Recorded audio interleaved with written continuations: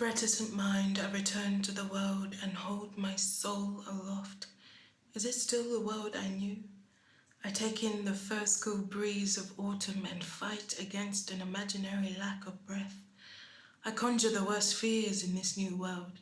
A touch of a hand or an embrace, lips that meet, only to pass on a scourge, never to transfer love. The train arrives, taking my seat, still afraid to get too near, yet wanting company. A smile, laughter, a morning after, held by another. We are strangers on this train, companions in social recovery. We sit and listen to each station announced, wanting contact, keeping distant. No one raises their heads to smile at me. Is this still the world I knew? I catch the eye of a fellow traveller and we acknowledge our mutual derision of the last skeptic among us, one lone middle-aged woman in a medical mask. What is she afraid of? No new cases for a month now and still she holds out. I relax to the rhythm of tracks and passing light. Returning to work, I leave behind an unmade bed and a cupboard full of hoarded pasta and toilet paper. I smile. I close my eyes and allow myself this small mercy that I was ready for the new normal. But there is no such place. I open my eyes and passengers are standing, men, women, teens, every seat occupied in the aisle full to capacity. Even the masked woman has someone beside her, but next to me, an empty seat.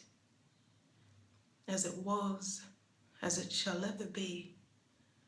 For them, my skin is a thing to keep at bay. My color is false cause to be distant.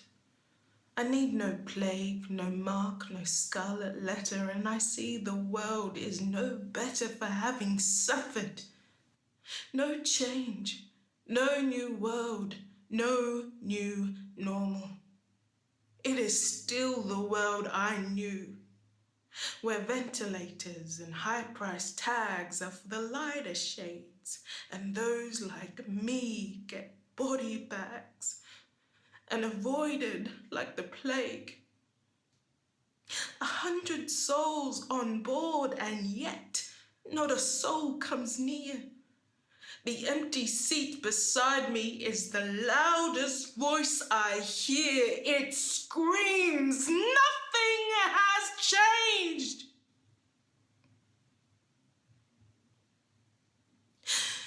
The world I knew had no place for smart, female, black. With a reticent mind, I return to the world, but the train stayed on the track. The train stayed on the track. The train stayed on the track.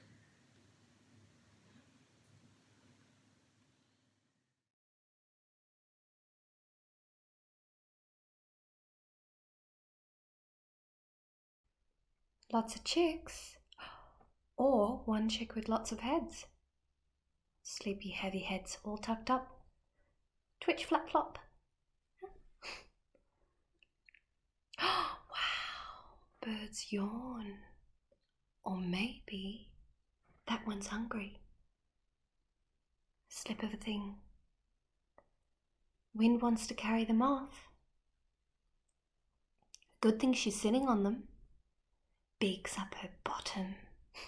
Twitchy feathers and fluff. Can't get comfortable, Mum.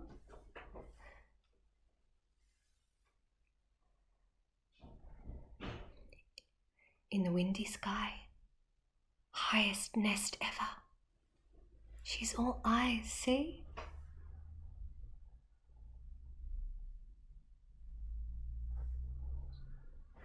Eyes in the back of her head. Checking on all her little chicks. But that one's twitchy. This way and that. bad dreaming. She peers for ages into his brain.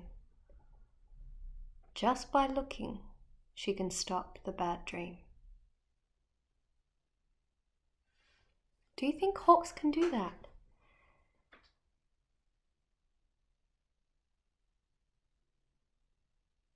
She can see brainwaves, hear things before they happen. Doesn't miss a trick. Hatchlings barely born, but she senses things. Big things like the temperature of time, the sound of a sunset, the taste of the wind, and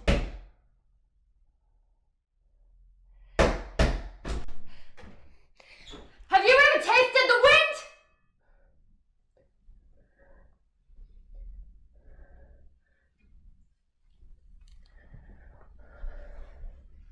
Have you ever tasted the wind?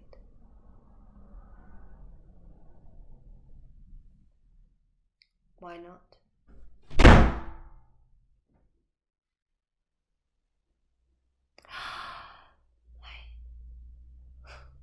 Look, he's awake. Head fluff sticking up, like your hair in the morning. But she's unperturbed. She's an unperturbed bird.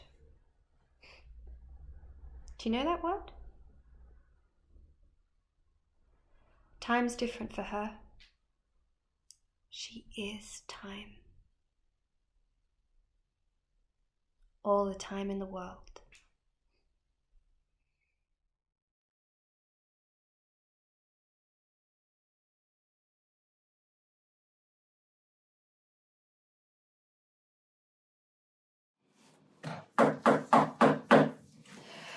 I'm in the kitchen, Journey. You're right on time for a cuppa. You see Lizzie riding her bike out front? You wouldn't believe it. I burnt the damper yesterday. True. I've been cooking damper since I was Lizzie's age. Shop's still out of flour. I had to get this instead. Packet bread. Wouldn't be the first time us mob have had to adapt. I broke the little one's heart yesterday. Her mum calls. First time in 3 weeks. Tells her she's been upgraded to maximum security. And in the same breath, asks what she got for her birthday. Poor thing's just standing there, not saying a word. Her lips pursed, face scrunched up, and I tell her, tell Mummy what you've been doing. Tell her about your birthday. Quick, she's only got 15 minutes. Why is it, Junie, when you want them to talk, nothing, and when you want them to be quiet, you can't shut them up? Tell Mummy about your bindi cake. Uncle Jimmy driving by, tooting the horn, your cousins hanging out the window, yahooing. But she just stands there. She says nothing, not a word. Didn't stop her mum raving on about Joe being top dog. Imagine telling an 8-year-old you've been upgraded to maximum security and you wear a red top because of a fight. Not her fault. Again. I couldn't help myself, Judy. I yelled over her shoulder, tell it to your lawyer. Sort it out. She says court's coming up. My address is down for her bail.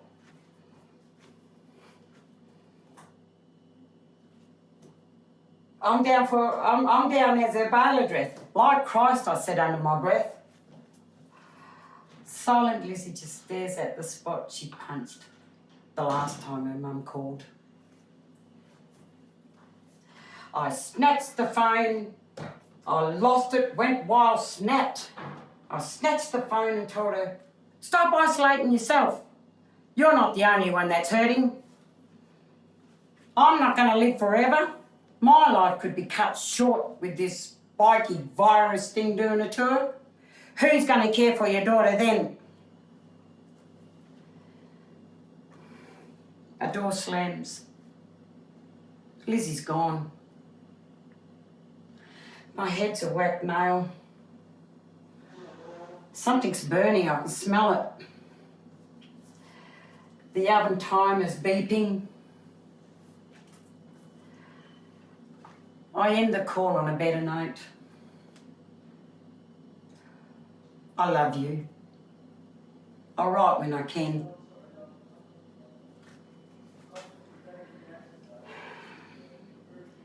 I can't walk it to my own daughter. I'll go to hell. More milk for you, cuppa?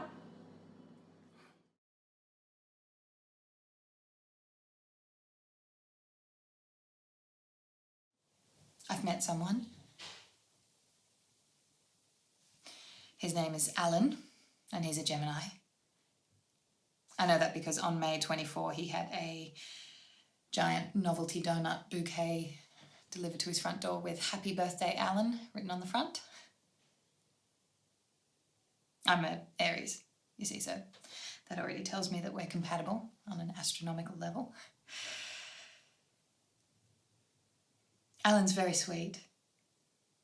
Whenever I'm off on a trip to the supermarket, he always throws me a smile. And the other day when I was out to get the mail, and he said, "How are you?" And I said, "Angela."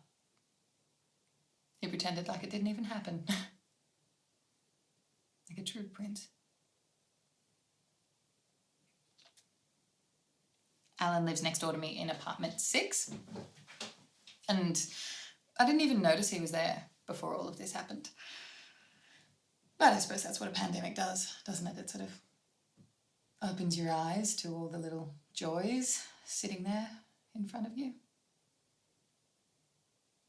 I suppose in ordinary times I would just go over there and ask him out, but I really don't want to be that girl who spreads an infectious disease in her efforts to pick up, so I'll just bide my time, I reckon. And in any case, I sort of like to joke that we're living together already. I mean, technically we share a building and a wall and the same air.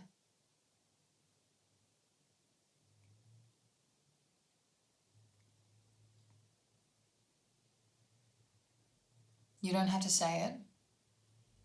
I know what you're all thinking, especially you, Deb, in your little box. Angela's reading too much into this.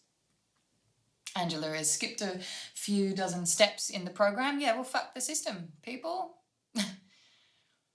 Fuck the program. You know, if I want to skip a couple of steps and move on with someone who likes novelty donuts and Pizza Hut, then shouldn't that be celebrated? Isn't that the fucking point of this group? Especially after all of you said how hard I was going to find isolation and how much I was going to think about him.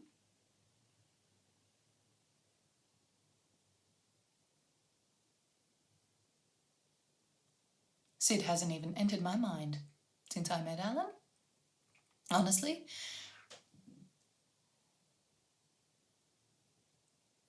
I mean, yes, at first I used to hear random noises and I would forget and think they're Sid, but now I just know they're Allan. And at night in bed, Sid's not there, and I like to imagine the wall dissolving. And Allan is right there next to me.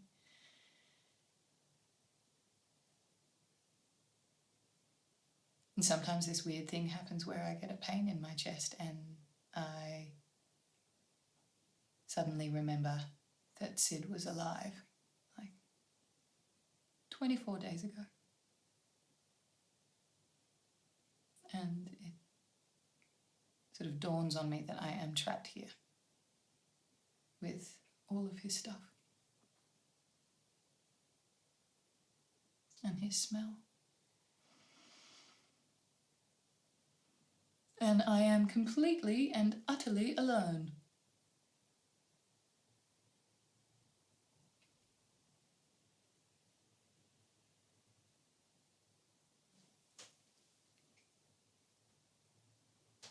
Can you hear that?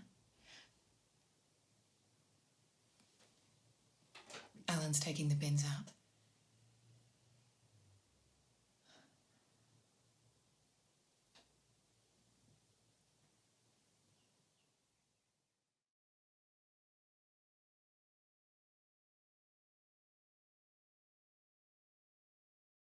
Hey, Jess.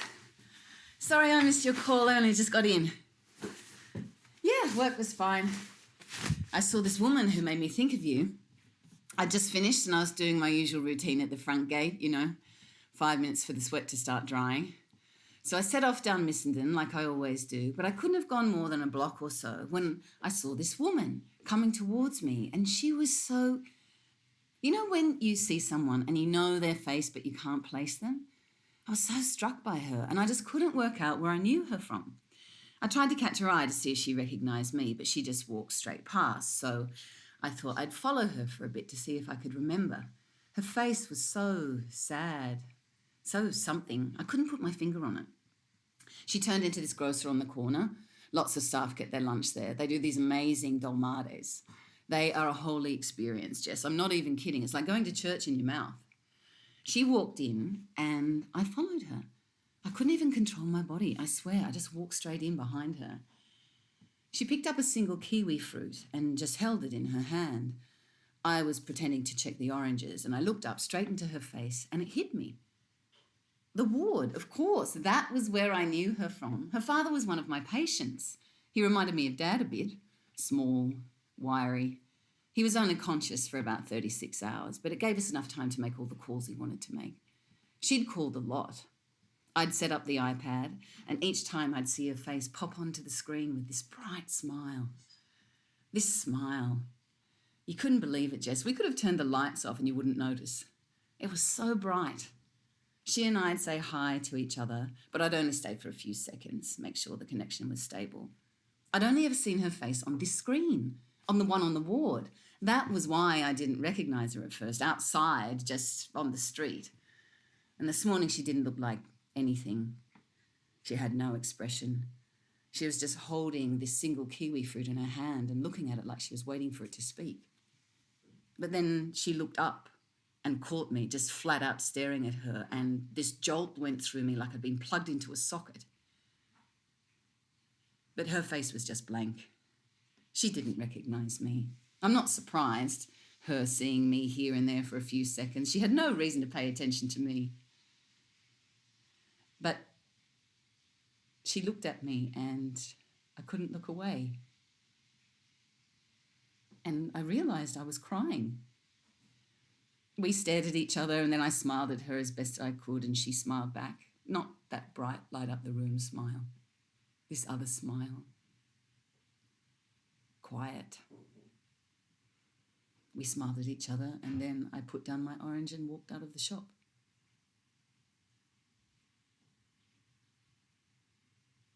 I wish I could have just given her a hug,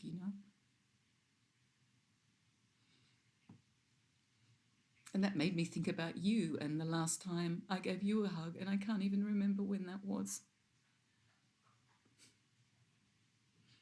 Do you?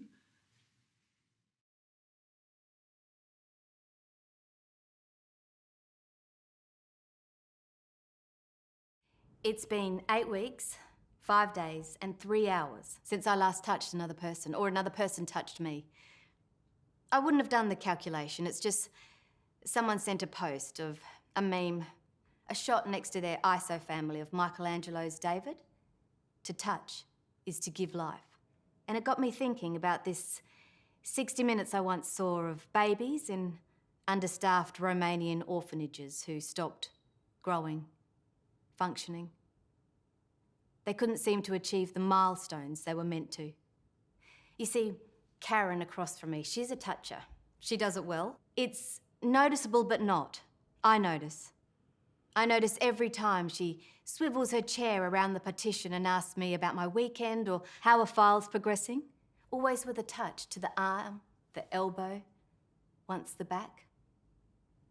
Her strokes provide just the right amount of pressure so that I know I'm actually there and not just about to float away into the ether. Business as usual comes a daily memo. Productivity is at an all-time high. Who knew so many costs could be cut working from home? Seeds are being planted. Why would we return back to the way things were? Who needs a water cooler when you have your whole kitchen? Hours lost to the shoveling of cake. I mean, let's face it, with a staff our size, it's always going to be someone's birthday. There's nothing we can't do remotely. Finally, the flexibility offered of which you crave. I still lay my clothes out the night before, iron 5 shirts on the Sunday, alternate my suit, skirt and trousers, my kitten heels and ankle boots. Of course, I know you don't have to do that.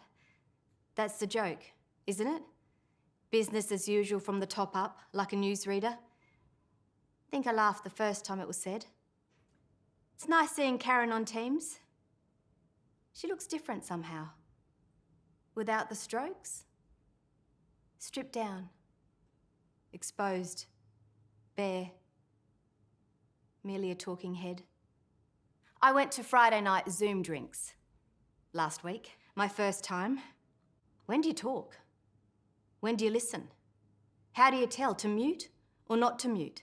Thought I was adequately late, but when I went to join got, "Please wait, the meeting host will let you in soon" message. So I walked the perimeter of my apartment 3 times. 473 steps in all. I mean, it was enjoyable. Seeing the different backgrounds people had chosen, 15 minutes seemed adequate.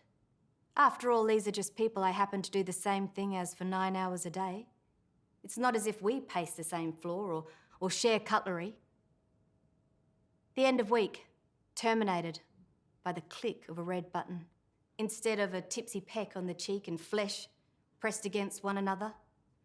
And as I sat, for a time afterwards, just staring at a blank screen, I found myself stroking my arm gently until I found just the right level of pressure.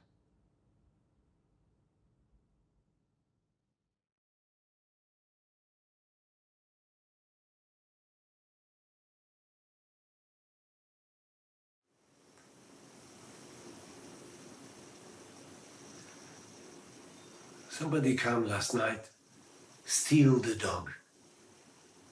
Bloody bastards, just take. Dolly was on chain, like every night. We watch TV, like always. Can't go nowhere. Then I clip her on chain, same like every night. Dolly is old, got the heartworm. She stay home, chain or no chain, no difference. Long chain, 6 meter. Alvina buy special, so dog can go whole patio, end from end. I hear from bedroom when chain is drag on tiles, rattle, rattle. I hear how he goes from chair down to mat, chase toads from dog biscuits. Last night, nothing. No rattle, rattle, no bark. This morning I wake, same time like usual, put on jug. Everything quiet. Look to screen door. No Dolly. Look outside. Chain is stretched along patio. Collar still on end. Looks like broken. No dog. I call. I walk all around garden. Look under house. Nothing. Look again. Collar is not broke. Is undo. Unbelievable. Some bastard take. I go check on road just in case. It's dead-end street, so never much traffic. Walk up and down. I don't find, live or dead. I asked neighbors. Everyone stay home, talk inside doors, but nobody sees anything. Anne says, snake, maybe, takes. But Dolly is fat, would need crocodile. If it was snake, would be catch on end of chain, like big fat eel. Snake can't undo collar. Dolly is Alvina's dog. She's spoiled. When Alvina gone, I feed exactly same. I spoil. Sorry, Alvina. I think maybe phone police, but what they can do? Only a dog.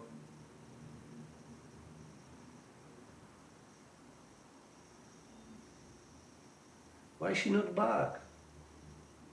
Always when stranger comes, Dolly barks. Dead, I can understand. Why somebody takes now? Not for eat. Many people is lonely. I sit on patio. I wait. Smoke cigarette. But gone is gone. Alvina is gone. She leaves Dolly. Dolly is gone. She leaves the collar.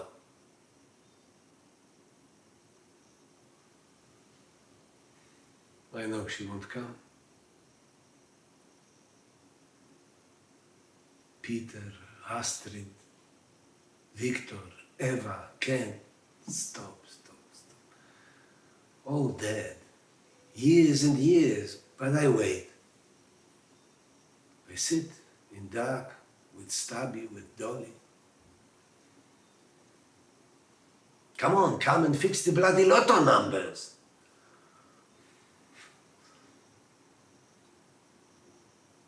Sometimes I think where they are.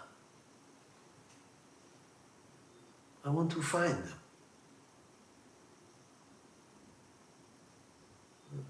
Gone is gone. My hands shake. Biggest shock always is see how little we leave behind. Bit of smell. Feel bit heartache. Remember little things. Less and less all the time.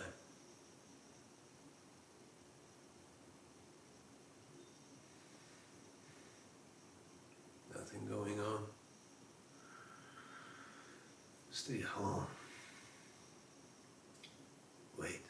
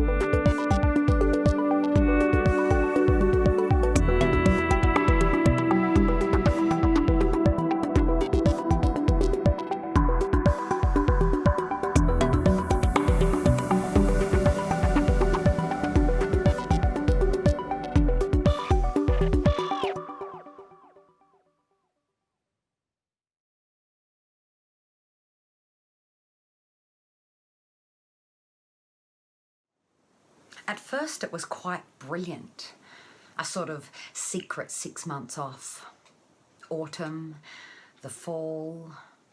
I could catch up a bit, be a great mum, cook more, love harder, paint more, less talk, less social stress, more unpacking boxes, establish a routine of walking the dog and eating, working, more fucking, more everything.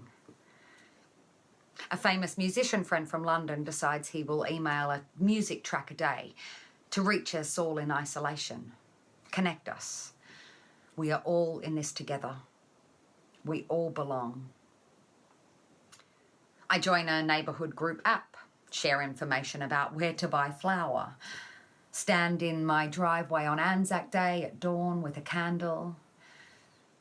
I hear the birds chirping in the morning because there are no planes or traffic to disrupt them. Calm. No FOMO while I languish at home because nothing is happening. Board games are played. I consider a neighbour's offer to share his sourdough starter. I plant herbs, unpack old boxes, find small treasures, each with a story.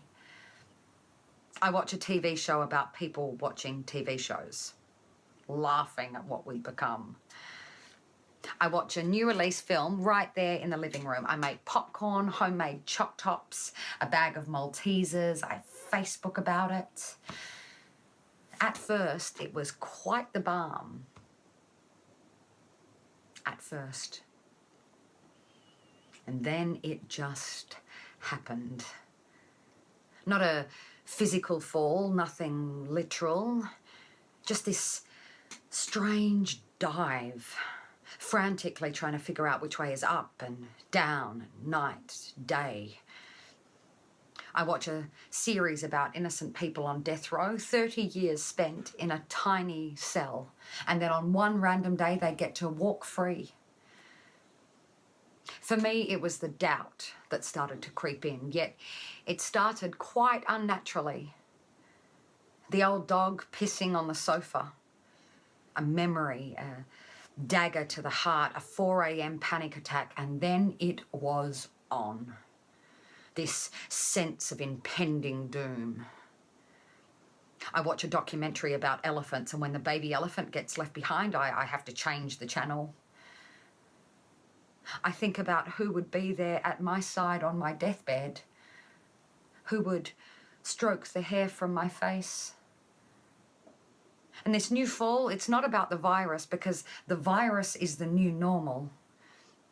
I want to strangle time, freeze the moment and dissect it so that I know it, so that I can still boil the kettle, cook fish fingers, find the Band-Aids, because suddenly I am in the shoes of another woman, someone who I don't know. This new woman, who are you? Who are you? I turn off the news about nursing homes and COVID. I vacantly stream a reality show about the exceptionally rich and how they throw parties for their toddlers, just extravagance. For what reason? Because they can, because the toddlers deserve it. Reading through old diaries, hours, weeks, years of writing, exquisite sentences, heartbroken laments. I like her. She was warm and gracious. No bitterness, just vulnerability. Such an appetite. She dived into sex and love and life and passion, politics, music, art, adventure. How do I find the me in me, the her in me, the person who wrote all those diaries? I watch a show about building a house from sandstone. A beautiful house with a singing tower. An opera singer lives there, and she walks up the spiral staircase, stands at the tower and sends her powerful voice out over the vineyards. Lush, grape-laden vines. They say that the house was built to outlive those who built it, to be rediscovered in years to come by new inhabitants. I mean, my childhood home was demolished in a day and then turned into a block of flats in under a month. Oh my God, who will find that time capsule I buried under the shed? I see a TV show about young lovers that runs for hours. I watch it until there is no more. It's 5:30 a.m. and I am sick with jet lag that is not even jet lag because there are no longer any jets. And I climb the stairs to bed, and as the morning birds start to sing, I put earplugs into my ears and I turn the morning into night. It feels that in isolation, things don't grow. The herbs lasted for 3 weeks. The neighbour's sourdough starter, well, it died a very bored death. My musician friend, he sent his 53rd offering and then stopped. My boxes of things to sort, they're all sorted. My mother's leftover papers, my father's certificates and letters, my childhood memories, my children's childhood memories, all the boxes are sorted. What to do with them? And that house built from sandstone, will that be weathered to the ground? Or maybe a century from now, it will be inspected by a young woman with the voice of an angel, and there will be a moment, a connection. She will climb the stairs to the song tower made of wood sourced from the local area, decaying now. She will step into the song tower, open the cracked window, push her face through, see the long dead vines below, pause, and then sing them into life again.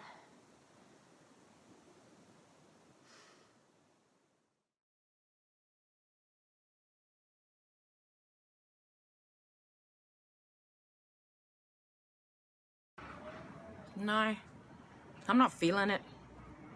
I don't feel like you're talking to me when you say that we are all in this together. I'm not one of those lucky Australians.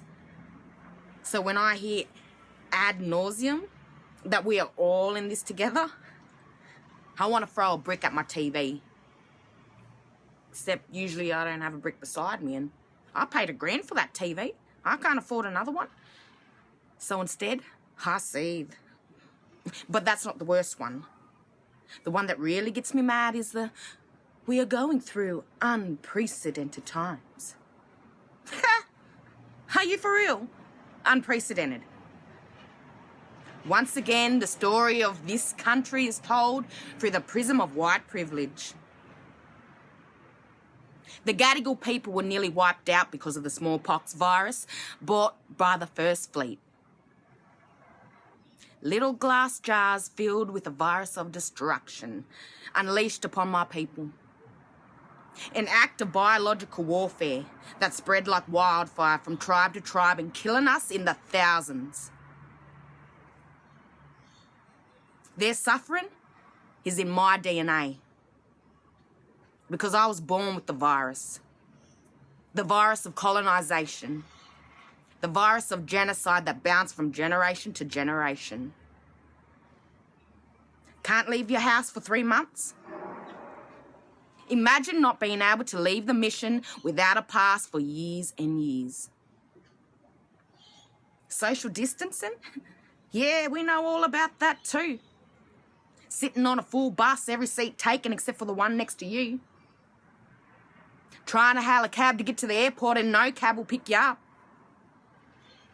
Living in a suburb that was once a blackout and is becoming inhabited by stuck-up white people who look at us like we carry the disease. The Hauso disease. Yeah, I wish it was contagious. No, we don't own our own homes. No doubt bought by Mr. and Mrs. White privileged parents. Fuck you. Yeah, I'm glad you're keeping your distance. I just wish it was from Paddington instead of Redfern. Yeah. viruses are nothing new to us. If you're born a First Nations person in this supposedly wealthy country, statistically, the odds are stacked against you.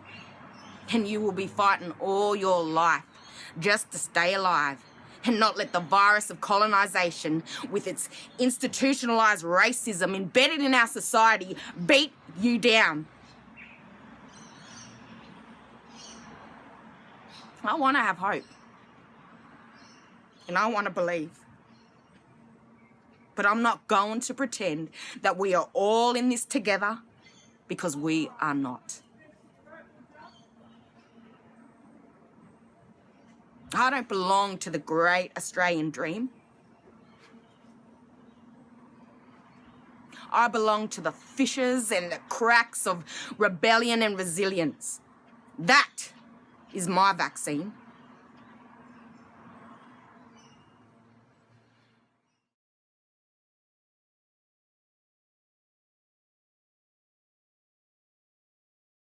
Lads, come take a seat over there. Have a quick yarn for you. Won't take long, I promise. 1937, I was the talk of the town. I just thrown a dozen eggs at Mr. Hardy's car. Mr. Hardy was a wife beater. Everyone knew he bashed Mrs. Hardy, but nobody did anything about it. Because he was a big, mean bastard. No one wanted to pick that fight. But Mrs. Hardy, she was always very kind to me, so I defended her honour in my own special way. Up until Shanghai, egging that car was the bravest thing I thought I'd done. Bravest thing I thought I'd ever do. For me, enlisting wasn't a brave act. It was a foolish, naive act from a teenager who only wanted to do what his mates were doing. I learned what real bravery was after I enlisted. At Shanghai, I lost half my body weight and the figure of a wet chihuahua. And the weights, those two mates I followed to war died. You ever watched anyone die from starvation? Dry reaching every half hour, hoping they don't break a rib while they do. I can tell you it's an agonising way to go out. I know because I was a few short grains of rice of going out that way myself.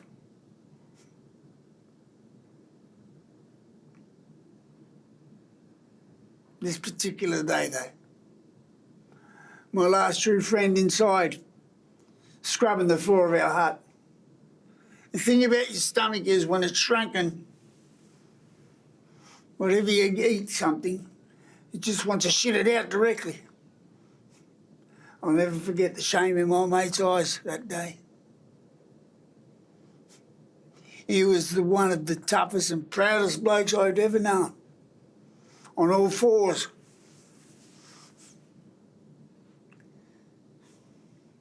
Scrubbing his shit off the floor, off the Japanese prison floor. And if that moment wasn't demoralising enough, the guard who wasn't watching where he was walking managed to get shit on his boot. Angrily, he stopped and put his boot in my mate's face. "Tamaroo!" he screamed, which meant eat. My mate looked up at the soldier and shook his head. Bang! I blowed the ribs with his baton. He screamed again, "Tamaroo!" My mate shook his head. Whack! Another blow with the baton, and this time to the back, and dropping him completely to the floor. His face and body landed in a puddle of water and shit. My mate's in some real pain. Took his time to get up, and I could tell by the look in his eyes he was willing to die before losing any more pride. He wasn't eating that shit. Double! The soldier screamed. This time raising his bat in as high as he could. The next blow was going to kill him. But my mate smiled. The soldier in the eye and shook his head. And that, my young friends, when I'd done the bravest thing I ever did. I ate the shit. In order to save my mate's life. I ate shit from the soldier's boot. You little prick. Telling me you can't stay inside a little longer. In order to save our lives. Now, fuck off, eh? Keep isolating you little twerps. And down the track, if I ever see you in an RSL, I'll whack them Southern Cross tattoos off your bloody necks. Us black fellas are right. For you lot, Anzac Day's just another excuse for a piss-up. You're not patriotic. You're alcoholic.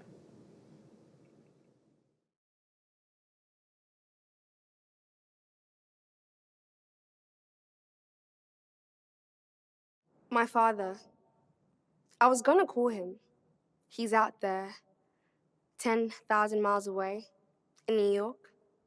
He was happy. He was healthy. He worked at the new Rasta Cafe, West 141st Street. That's what my dad did. He worked at a cafe. He still loves us, and I love him. Unconditional love. Flesh and blood from 10,000 miles away. It's okay. It's the norm. When you're part of the diaspora, sometimes it's just hard to stop diasporing. My mother's in Melbourne, my sister's in Vienna, my brother's in Johannesburg, and my father in New York. I live in Port Augusta. I drew the short straw. That's what I thought. But hey, let me tell you about Carol Kennedy. Carol Kennedy's from New Jersey. She's a go-getter, she's an entrepreneur, she has a unique eye for popular fashion, she knows a good market when she sees one. She's an icon for success. She had this one idea.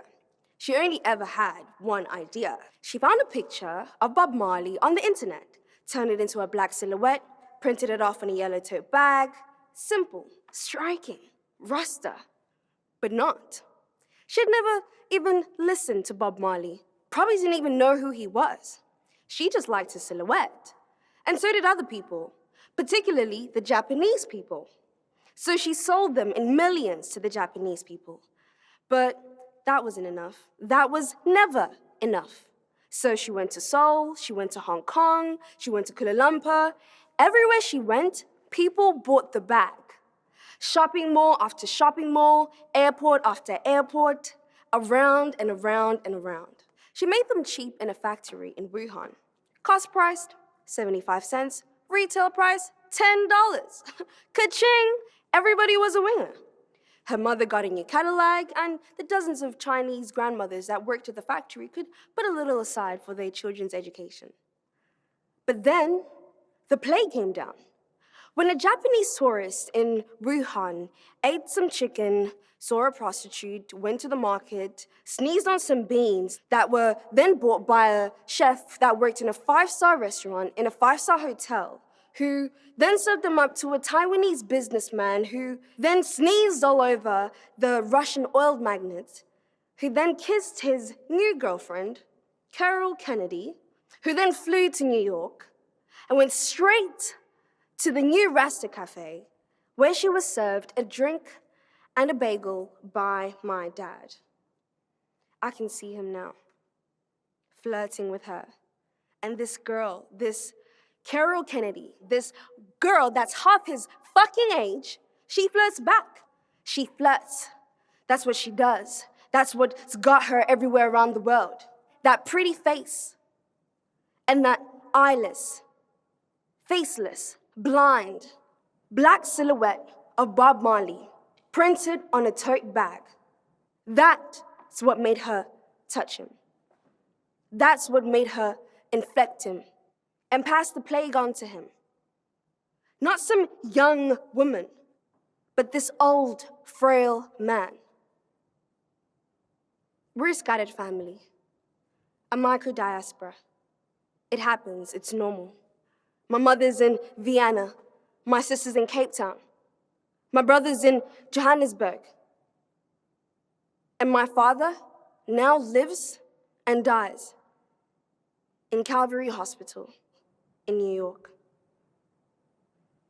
I was gonna call him.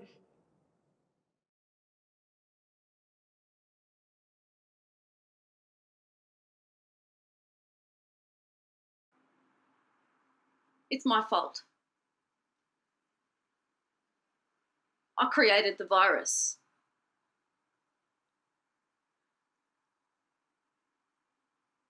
I know people think it started somewhere in China, but that's just not true. I kind of feel crap that people think that when I know that I created it. Mum, please don't be mad at me. Shit. I only created it so that it could kill only black people. Fuck. I thought killing everyone that reminds me of him, well, maybe the pain would stop. But then everything just got a little out of control because it sort of started coming after white cunts too. Now I'm real scared because I've created something that's coming for you. And it's going to kill you. Here I was thinking I was being what's the word? Exquisite. An exquisite flame.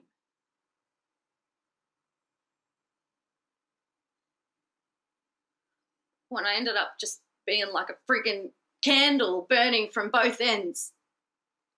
2 left feet dancing. And looking real fucking stupid because I created something that I can't.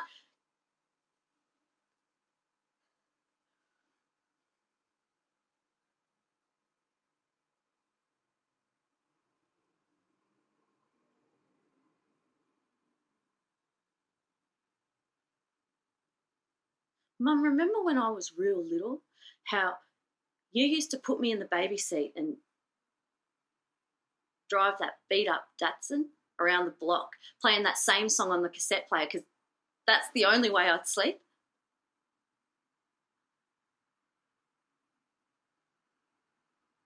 Do you remember what that song was?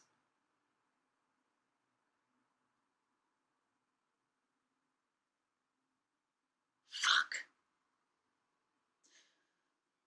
Why does my head feel like it's made out of plastic Woolies bag with rocks moving around inside?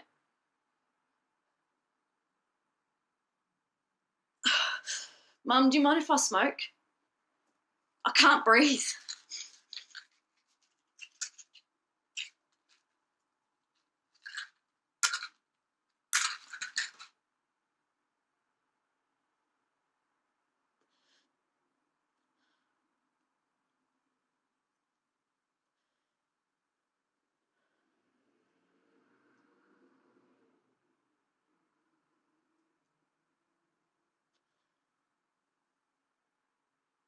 Do you ever feel like every motherfucker is a wave in the ocean and you're moving in the opposite direction, stuck in this friggin' piss warm water, and no matter how hard you try, you can't join the ocean?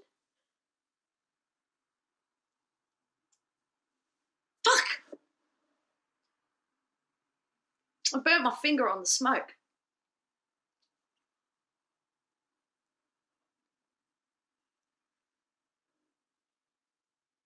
Mum,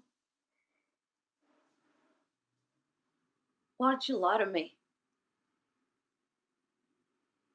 Why did you tell me that he never wanted nothing to do with me, when not wanting me had everything to do with you?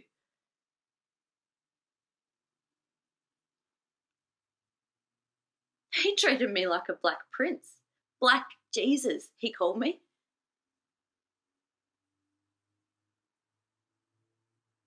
Whenever you allowed him to see me, I felt like one of them Make-A-Wish kids, you know, in the children's hospital, dying of cancer or some shit.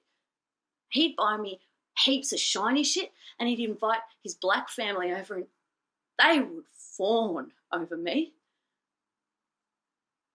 I felt like it was my second coming.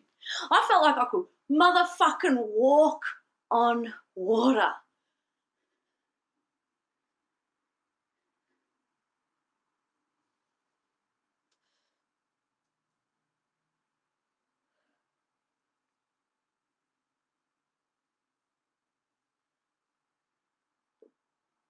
Why didn't you visit me when I was inside?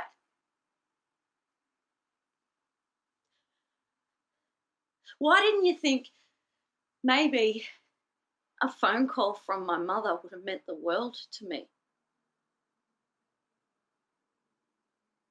When all I got was walls closing in on me, collapsing on the tops of my lungs.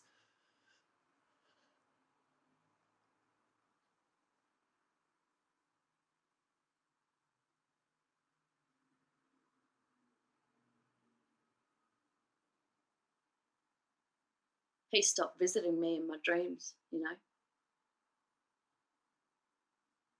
because I stopped dreaming, I guess.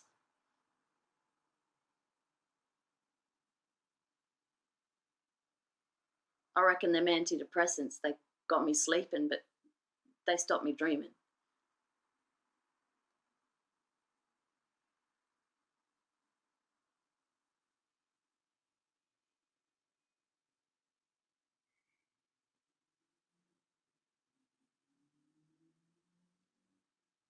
I met someone while I've been out. She's real pretty. Like late afternoon sun. Draping light on all them tall windows in all them big empty city buildings. Normally I don't kiss girls on the mouth, but with this one,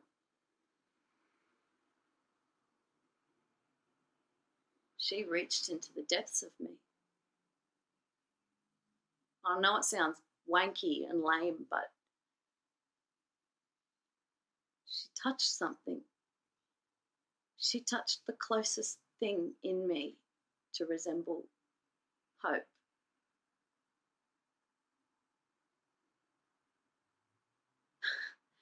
I think it's funny.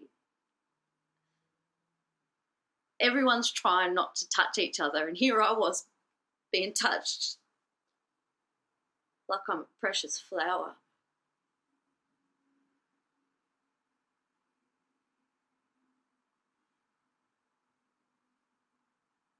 My cock went soft,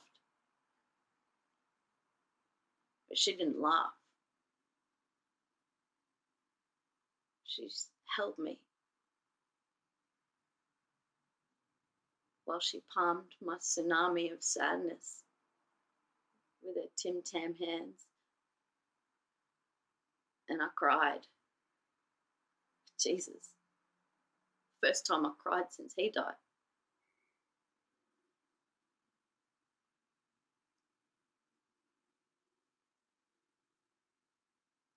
With her, I cried angry tears.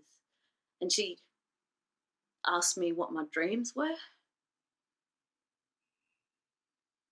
I told her, cunts like me can't afford to dream.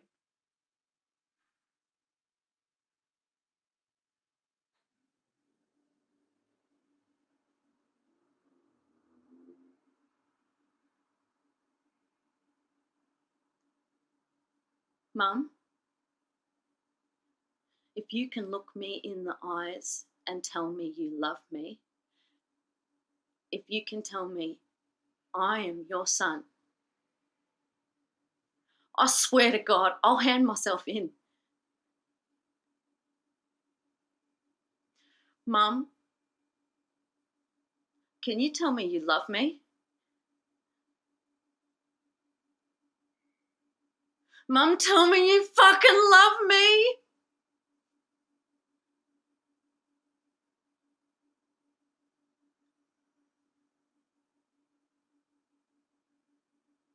Mum. Mum.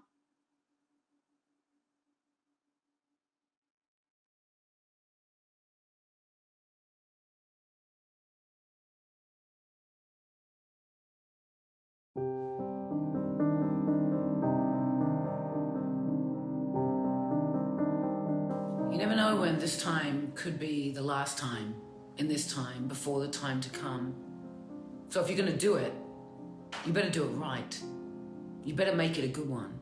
In the now time, in the here place where happens aren't yet happens and experiences not yet signified, where artifacts wait to be actualized, we can never really grasp the passing of time. Not until it's done. A distant view only visible through hindsight's 20/20 lens, when the present becomes the past, but before you know, the future's begun. Sometimes, maybe just one time, if you're lucky enough, maybe once in your lifetime, you'll know it while you're in it. Plans made, dates saved, invites extended. Abracadabra, come congregate. Kazam's 40th cycle around the sun. Let's revel and rebel and celebrate. The best is yet to come. 7 p.m. Friday, the 13th of March, the day after my birthday, the last night before it was too late, before there was nothing left to celebrate. 2 storms loomed on the horizon. One made of clashing weather patterns, the other a shitstorm named Corona. But neither growing pandemic panic or toilet paper hysteria could put a stop to this one, the best laid plans of women and friends. Those nearest and dearest braved the forces, air thick with electrical tension, sparks of pressure flying off the verge of something different, the brink of something big. When you catch yourself standing on the crest of change and all there is left to do is bend your knees, find your balance, and lean in. And the feeling you get when it's all or nothing, neck deep, sky high, locked, loaded, and calibrated, the certainty that this night is going to be a great one. Guests arrive, offering birthday salutations, bearing crisis-themed gifts. A disgruntled freebie scored at the local bottle-o, a Corona-branded water bottle, along with free sarcastic insight. Well, nobody wants this one. We delight in its decorative design, a lone figure gazing at the horizon from an empty beach. Avoid romanticized nostalgia by one-upping each other's one-liners. Corona, when you want the beach to yourself. Corona, for those who prefer to drink alone. Not ready to acknowledge the edge of grief that crept around us, ignore the inkling of sadness as simpler times slipped away. There are some things too soon to say. Not yet, not tonight.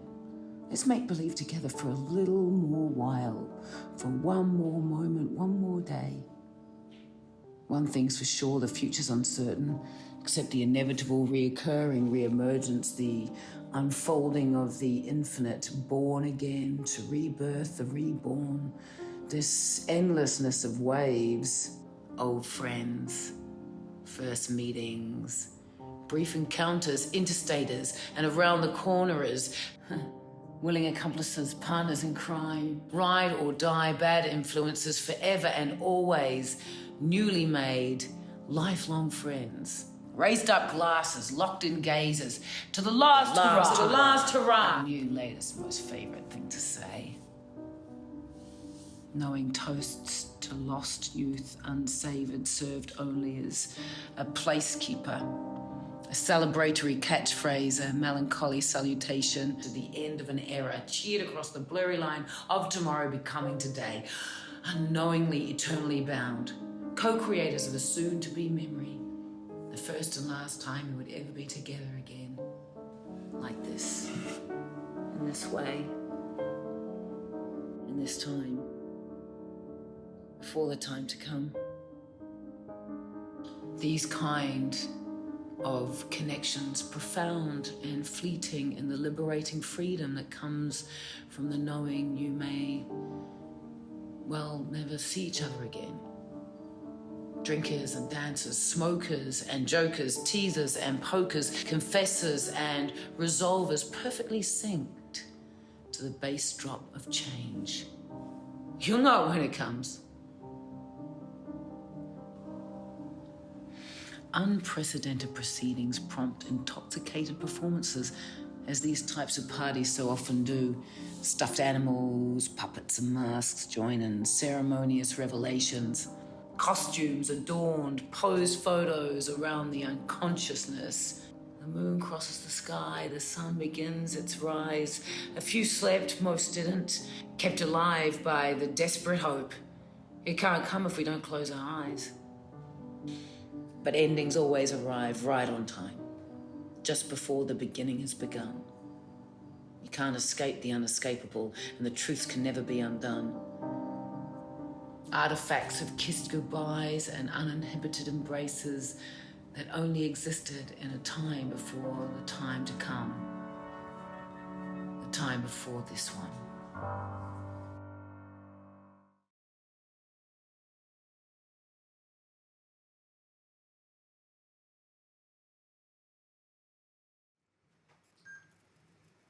Good morning, my darling.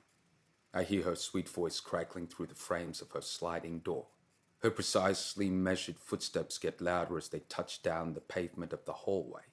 She approaches and stretches her hands hanging under her nightgown. Rise and shine, my darling. I'll rise, but I definitely won't shine. My Shire runs closer to the edge. She folds her hands and closes her eyes to recite her prayer like a gale.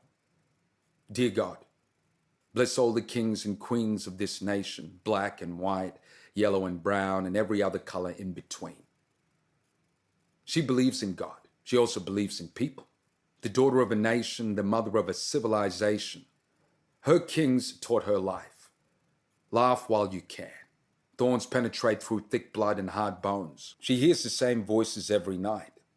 She pushes them deep down, but they slowly eat her alive. She still remembers the wounds from January 26. She hears the sounds of broken daughters and slaughtered sons, the sounds of broken homes, the sounds of all her children of the nation who call this place home. Home is where you find peace, and you give me that, so I thank you. She hears the voices of her king. She watched him beaten down, pushed down the drain, and lungs drained to death. She carries the scars of her children, her grandchildren, and her great-great-great-grandchildren. She begs for mercy to a people that feed her poison, but she manages to revive. She still manages to smile and nod her head. G'day, mate. Even in her black summer, she still shows me love. She shows me courage. She's strong, stronger than every other woman. She's the mother of a civilization. Every contentious is a torment she's destined to carry on her shoulders. Every sunrise rises with surprises. It's no surprise she still stays strong. Rise and shine, my darling. She's teaching her children love and pride and more love. She says we are one even though we are many from all the lands we come. Together we stand. She believes in God. She also believes in her children. Those who take off their suits to put on a harness when fire suffocates our precious yards. All of her children who take off their expensive sneakers for steel caps when water runs loose. Rise and shine, my darling. You've never looked so beautiful. She kisses my forehead and heads out to another test. This time, she has more children behind her holding her hand. This time, she has me, because we are one, and together we stand.